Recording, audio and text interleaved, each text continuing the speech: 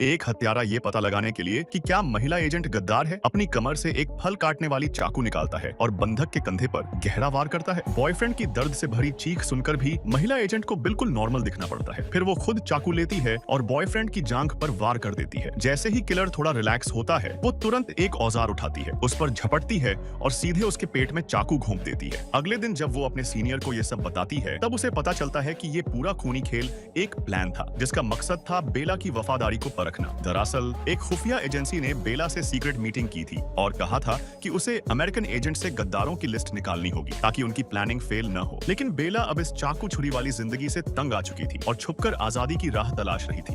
बेला ने एकदम perfect dress up किया और टारगेट जेसी से इत्तेफाक से मिलने का सीन सेट किया। जानबूझकर उसने अपने साथियों की मौजूदगी का हिंट दिया ताकि वो हीरो बन सके।